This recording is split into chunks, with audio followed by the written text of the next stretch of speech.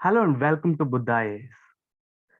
Dear students, let us continue our discussion on Economic Survey 22-23.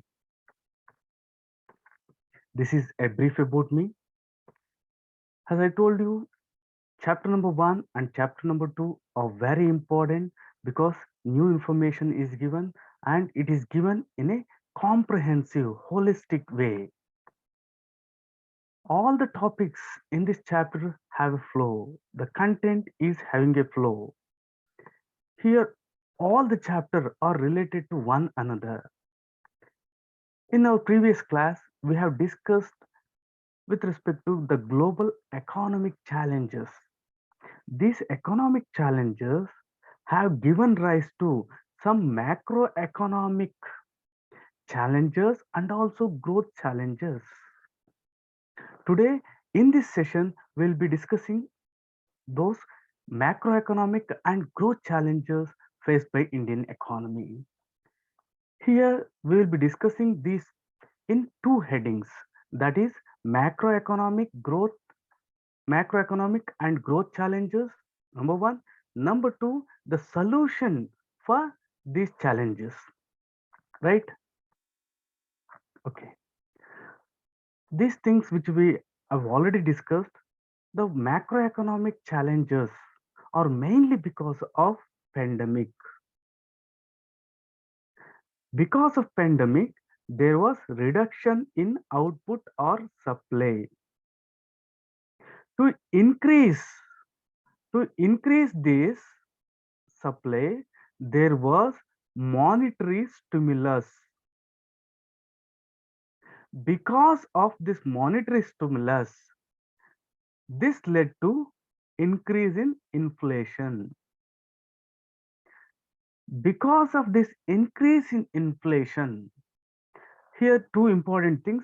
In the beginning, inflation started in 21 itself, but major central banks, they did not take any action because they thought that this is a transient one, it will be over as soon as we recover. But after 22, in fact, after February 22, inflation went to historic high levels. One of the reasons for the aggravation of inflation is Russia Ukraine war.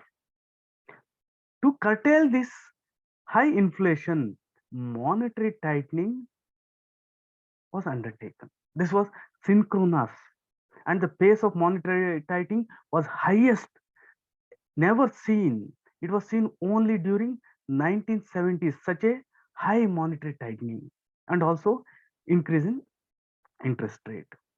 So in monetary tightening, policy rates will be increased. Increase in policy rates definitely increases the interest rates. Since interest rates increased very high, and this is with respect to mainly with respect to America. In America, it was led by, in fact, the monetary policy tightening was initiated by America. The main reason was in America there was huge inflation. What happened is the bond yield, these are the means through which an corporate or even the government gets money from the market. Bond returns increased 6 times. Increased 6 times. Just imagine. Very important concept. Please give your attention. So the income from the bonds increases 6 times in a short duration of like 6 to 7 months. Because of that, all the capital to a greater extent, which was present in emerging markets and also in advanced economies, flew to US. See, this is with respect to capital. Since the capital flew, there was scarcity, decrease of dollars. Dollars decreased. Since dollars decreased and all the dollars are now moving towards America, the domestic currencies started depreciating. This led to two important things: widening of current account deficit. This is with respect to current account. This was with respect to capital. And since we are paying more because of our depreciation, inflation further increased. These are the chain of the event, right? So in the macroeconomic and growth challenges, we'll be studying the pandemic, inflation, global slowdown, how it has impacted India's export and current account deficit. Here we always have current account deficit, but because of rupee depreciation, this has widened, right? So for all these things, we have got some solutions. What are they? With respect to pandemic, there is nothing to worry because we have successfully faced Omicron challenge. Like you can remember last year, exactly like same time, from January 2022, we had Omicron infection wave. We successfully like countered those things. So there is nothing to worry with respect to pandemic. We are in a position to hold that one. And with respect to inflation, they are within like nearly within the RBI range. RBI has given the range of 2 to 6. The target is 4, but the range is 2 to 6. But it is little more than 6, that is 6.8, which is manageable, and compared to other countries, it's good enough. And the economic survey says that there is no need to worry about the global slowdown because we are dependent more on the domestic demand and the capital expenditure, huge capital expenditure which we are making. And with respect to current account deficit and rupee depreciation, there is nothing to worry because we have sufficient forex reserves. We have sufficient forex reserves to pay for nearly 9 to 10 months of imports, and also we are in a position to enter into market if rupee depreciate to a greater extent. And as I told you, inflation targeting is done by RBI, and all the parameters are within the limit in a way, right? Having said that, let's get started. Because of pandemic in the financial year 21 means, here please give due attention. Financial year 21 means it's the other way. Like when we say 18th century, what does this mean? After 1700. Here financial year 21 means the year 2020 to 2021, from 2020 March to 2022, like sorry, 2020 April to 2021 March 31st, right? This is the one which you have to keep in mind. So in the financial year 21, GDP contracted. The reason was impact of pandemic on India. But in the financial year 22, the economy started to recover. This despite Omicron wave in January 21. It will be discussing. Dear students, this is one of the most important charts. Here, all the parameters are given. Please give due attention and go through these things. With respect to growth, you can see here GDP was like 3.4 before pandemic year. During the pandemic first year, it was negative. After that, it was 8.7. The current year, it is 7, and the next year it will be 6 to 6.8, right? See here, please give due attention. 3.7 minus 6.6, 8.7, 7 and 6 to 6.8. This range is given because it depends upon the things happening at the world level, because the situation outside India is very volatile. We don't know what will happen, right? Once again, please look into these things. With respect to The GDP growth rate, economic growth remains resilient. It has bounced back. It went negative in the financial year 21, once again came up, once again. So this is the mark which indicate the pre-pandemic growth. So we are well above the pre-pandemic level. Means economic recovery is complete because we have come out of the pandemic uh, negative. Sorry, inflation here very important. Please give concentration from January 2022 to November 2022, retail inflation was above the RBI target range of 6. So, what is the RBI target range? It is 2 to 6. The lower limit 2 means inflation should not go below this 2 also. Inflation cannot go 1, right? Why? Why? What are the reasons? Next, what are the responses of the government? Central government and also the central bank. So here one is fiscal and another is monetary. So one which is taken by the government or for a layman finance minister, it is fiscal response. And one taken by the RBI with respect to money, that is monetary policy, monetary response. What are those? So very important, this may be asked in your prelims examination. Reasons for high retail inflation, very important because after a long time we had this zone from January to November 2022 for 10 months. Inflation was above the RBI target range. The reasons were conflict in Europe, rising international commodity prices. Commodity prices were already high.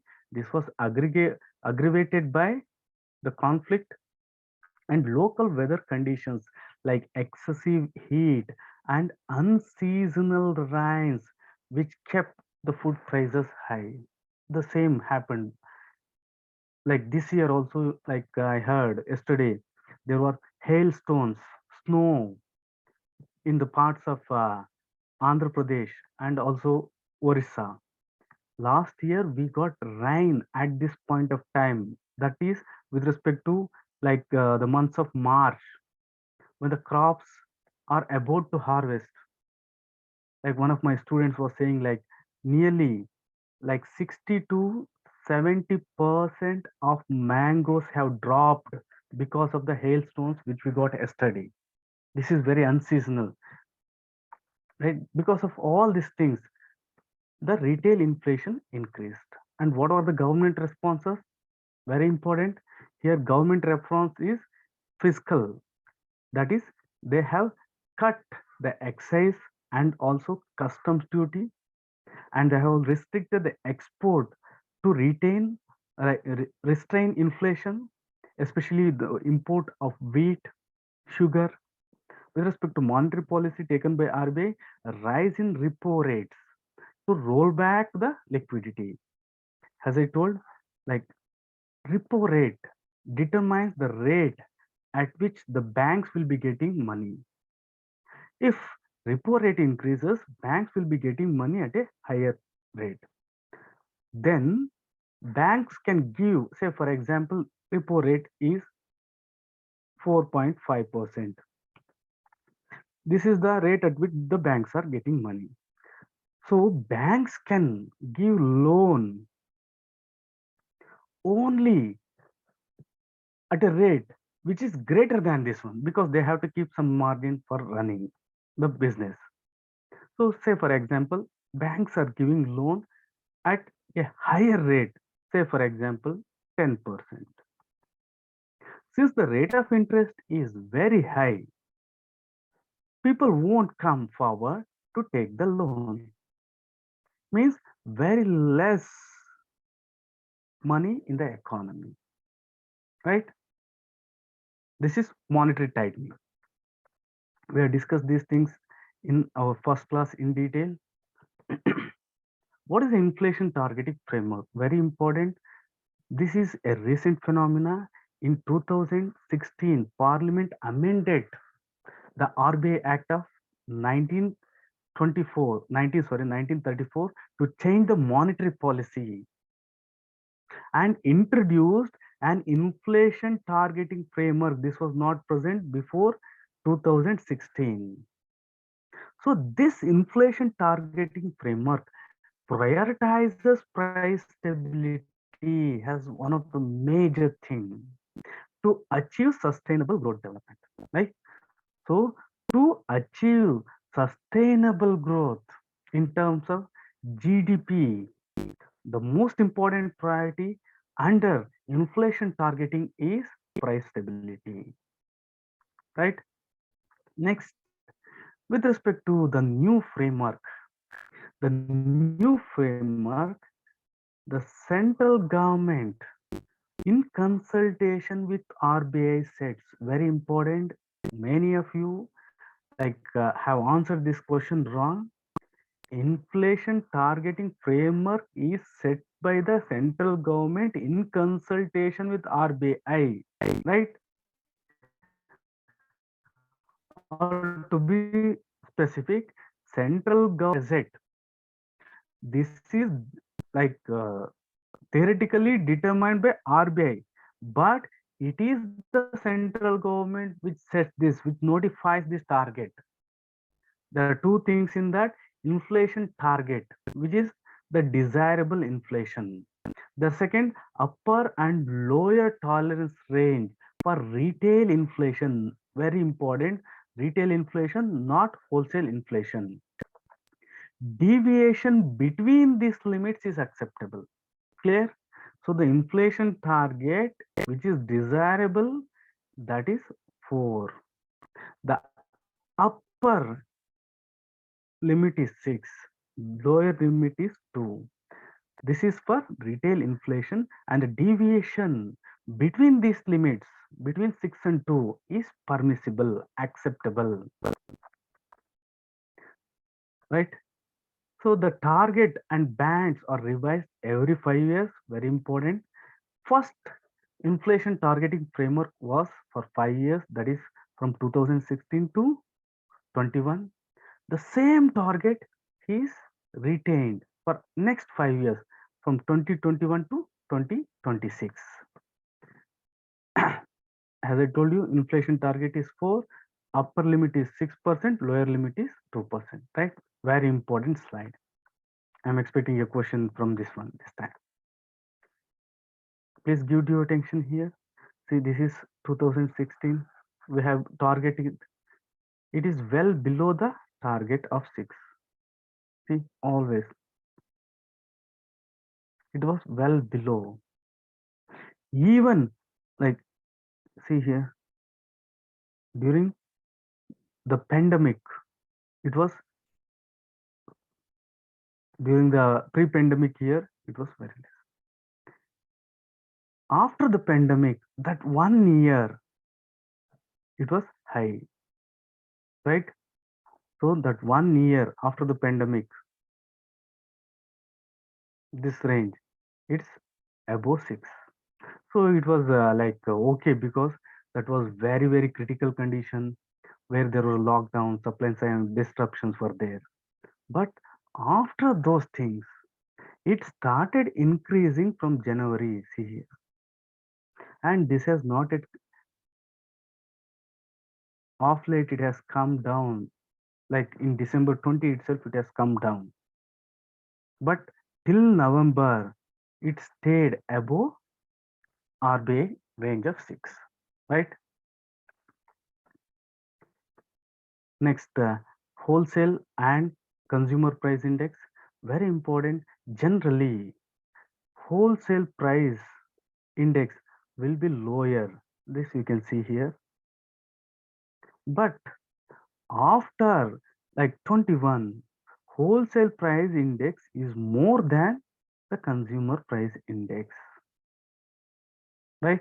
This is one deviation which you have to keep in mind,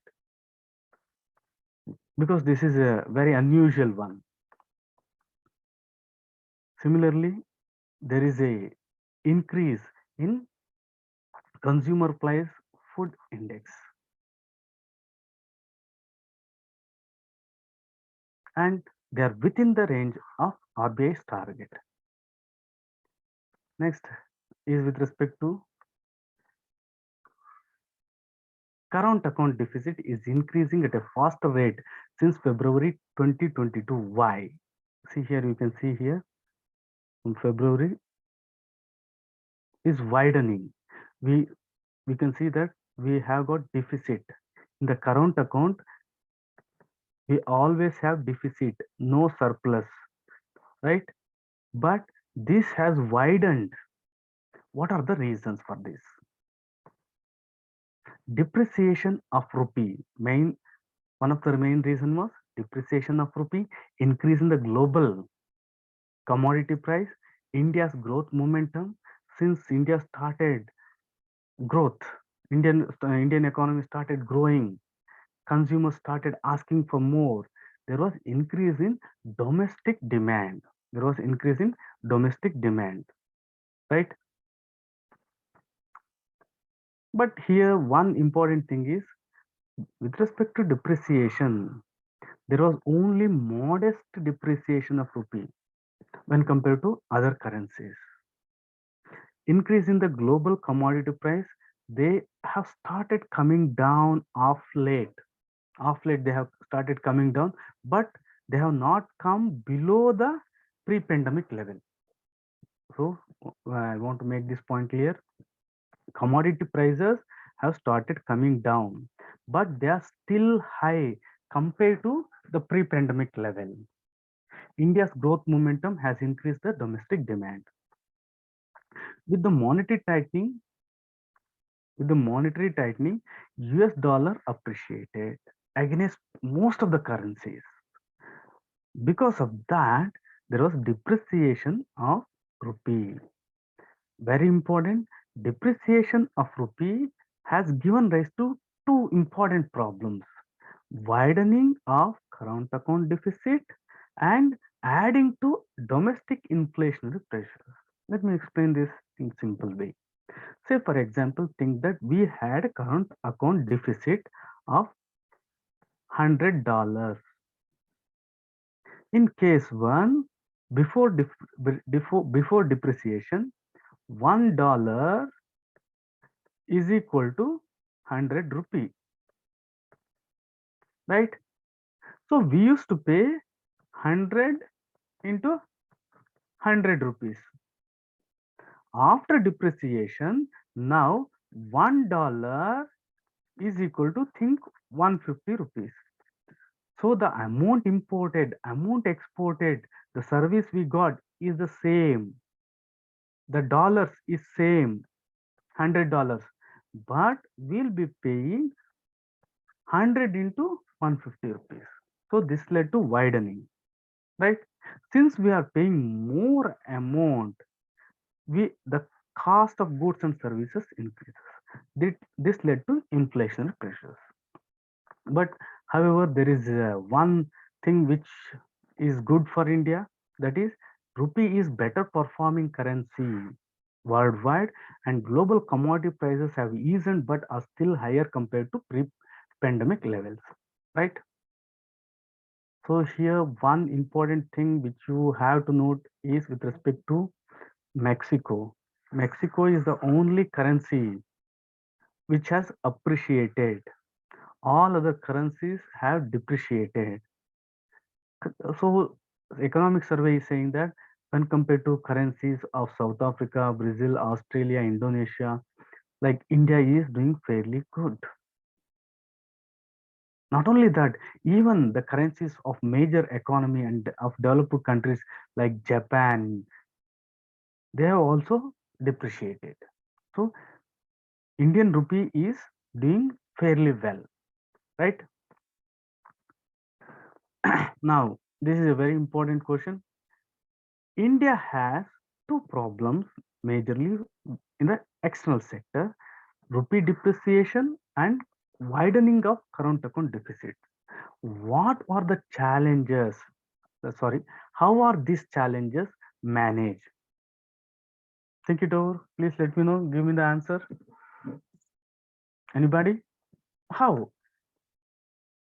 depreciation was handled and also current account deficit was handled.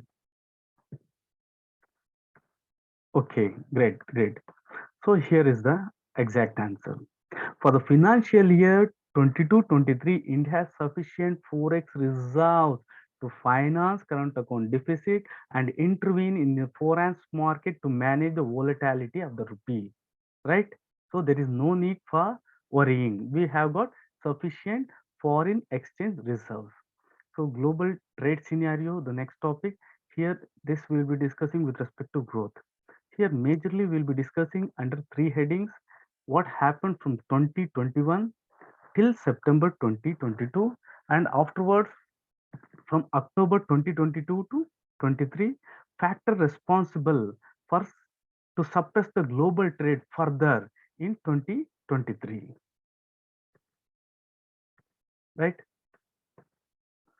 Next, you can see here declining shipping freight cost. Very important. Shipping freight costs are indexed by the Baltic Dry Index. So, Baltic Dry Index indicates the amount of money, so paid amount of money paid for transporting the goods and services through sea. This indicates the economic activity. Please give due attention, interconnect the things. The amount of money you are paying for transporting the freight through sea determines the economic activity. When there is high economic activity, the cost for transporting is will also be high, right? See here in 21, the Baltic Dry Index was high, means the cost paid for transporting the goods was very high, means the economic activity was high. Afterwards, it started decreasing, means the economic activity has decreased, the trade has decreased. Is the point clear to you? So you can see from September the trade has declining, and in fact in the second half of 2022 it has become negative. Share of export in GDP expands despite global slowdown. Though there is global slowdown, our exports are expanding. And very important, we are net importing countries because our imports are greater than our exports. Right? Enormous fiscal stimulus led to strong demand revival. So there was like supply constraint during the pandemic. For that, fiscal stimulus was given. This led to strong demand. This led to growth in global trade, and for which India was also a beneficiary. Mean to say that India benefited a lot because of the revival or growth in the world trade.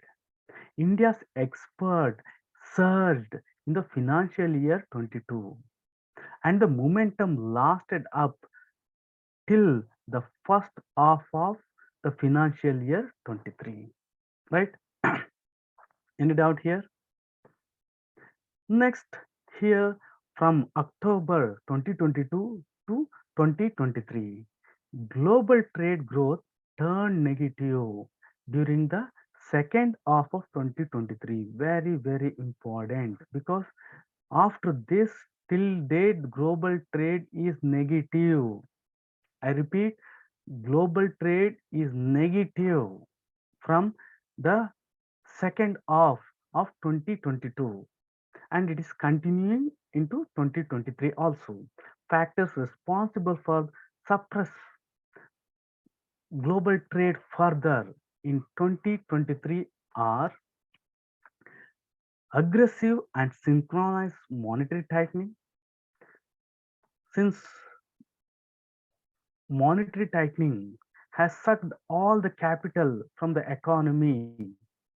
The monetary tightening, the pace of monetary tightening is very rapid.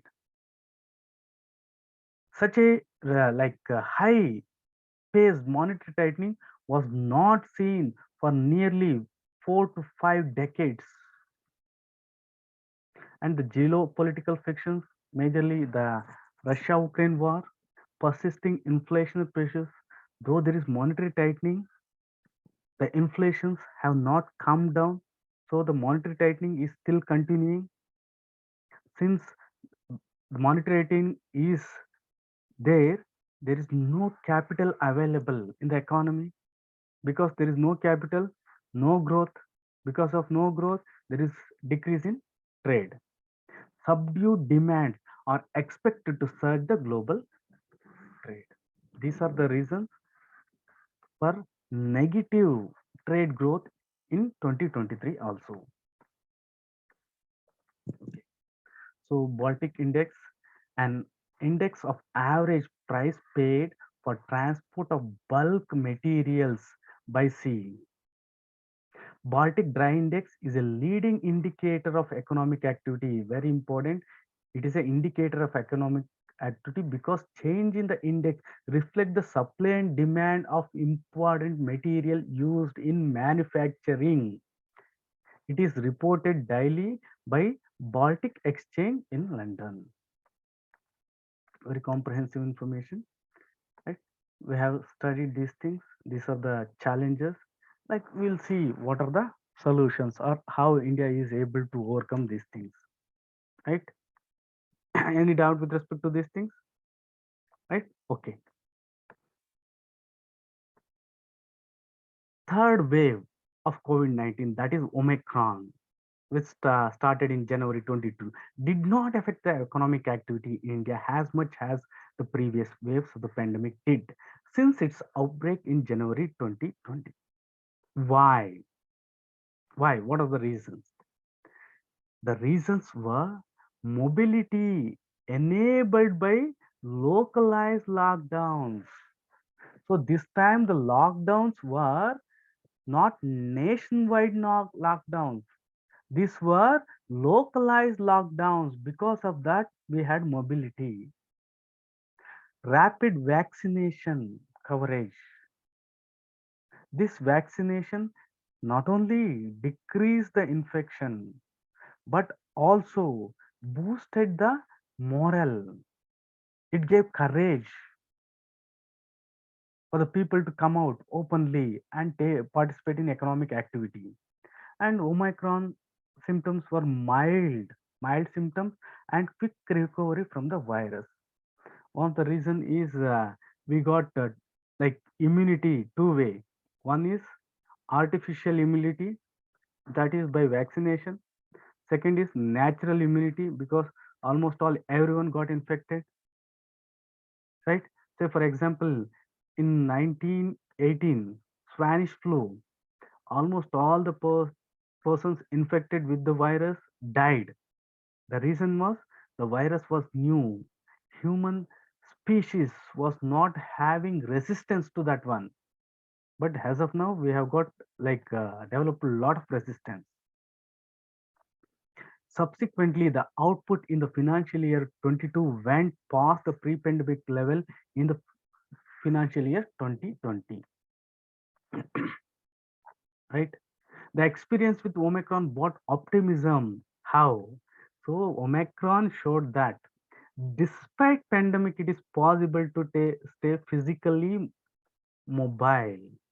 How? Localized lockdowns. This is one of the big lessons which we learned. And engage in economic activity.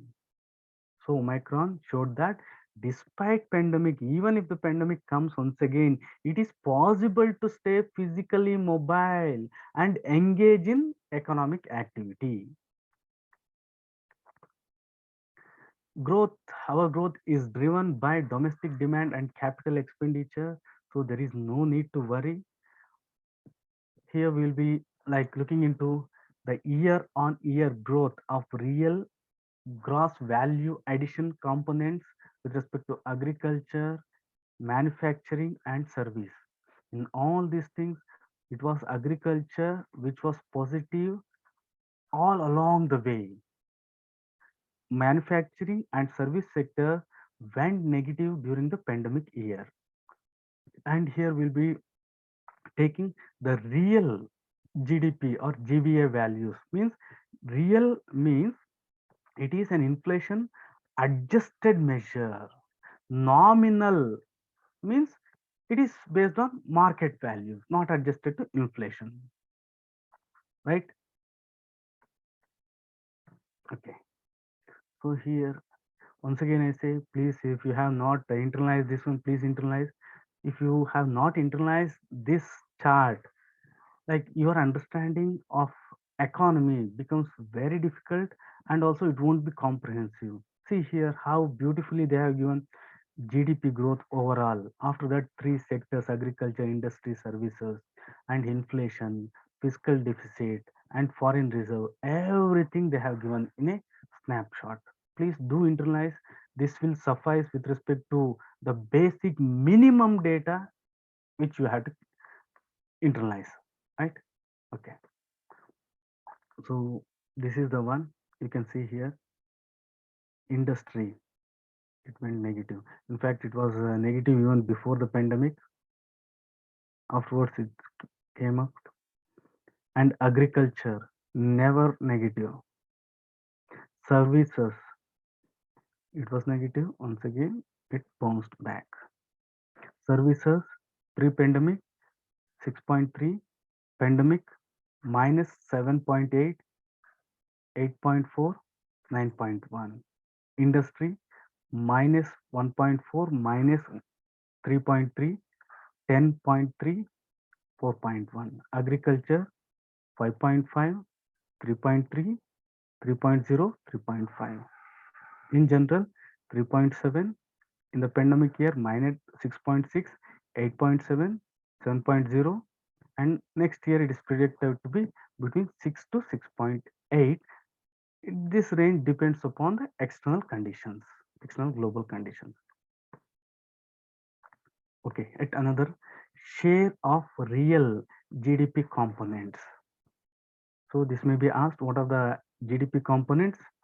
Major GDP component: private final consumption expenditure. This accounts for nearly like 60%.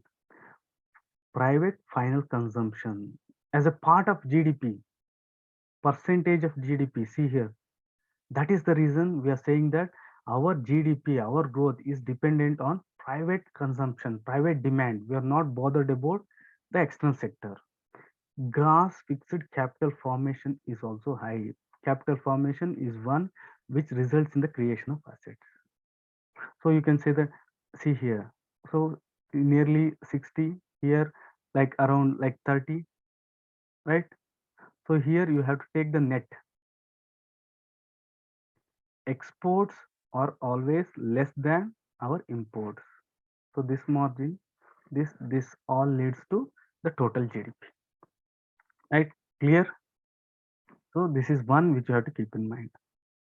One important thing which you can keep like note down is with respect to the increase in import to a greater extent. Okay. Foreign exchange reserves, see here. Can you tell me why forex reserves they are decreasing from 2022? Why they are decreasing here? There was increase previously, now they are decreasing. Mainly because of depreciation of Indian currency. Adequate foreign reserves to finance the current account deficit. This is in the range of 9 to 10 months. Okay. As we discussed, India has sufficient forex reserves to finance the current account deficit and also to intervene in the forex market to manage the volatility in rupee. With respect to inflation, the target is 4 and the range is 2 to 6. Please give due attention. RBI has estimated that for the financial year 2023, the inflation will be 6.8%, right? But now, as of now, it has come down. Till November, like it was above 6. After November, it has come down. So nothing to worry. Consumer price inflation back with R-based targets range, within the R-based target range, right? This is about this chapter. I hope you have enjoyed the session. If you have got any doubt, please let me know. Please message. Otherwise, we'll take up our session forward with mains answer writing after a short break, right?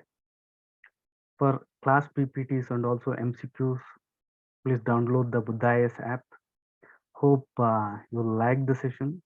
If you like the session, please like and share the videos.